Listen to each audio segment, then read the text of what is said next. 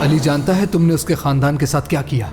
जिसने उसका सब कुछ तबाह कर दिया उस आदमी की खिदमत कर रहा है वो। ये क्या बकवास कर रहे हो? हाँ, मेरी माँ उनकी मुलाजिमा थी, मुझे मालूम है उस घर में क्या हुआ था। दफा हो जाओ यहां से, दफा हो जाओ। कोई भी दूध का धुला नहीं होता करीम साहब, तुम भी नहीं। अब ईमानदार और इतने नेक बिजनेसमैन बनने का ड्रामा मत करो।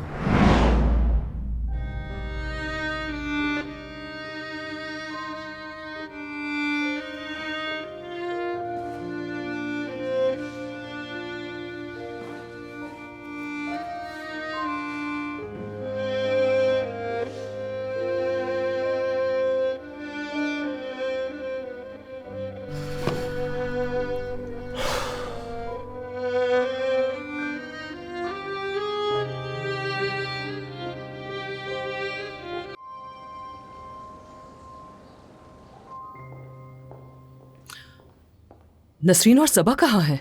मैंने ही इसे कहा था कि यहाँ मरियम की मदद के लिए आ जाए। सबा कहाँ है? सुल्ताना साहिबा, सबा की आज छुट्टी है। तो नसरीन कहाँ है? आखिर वो कहाँ गई?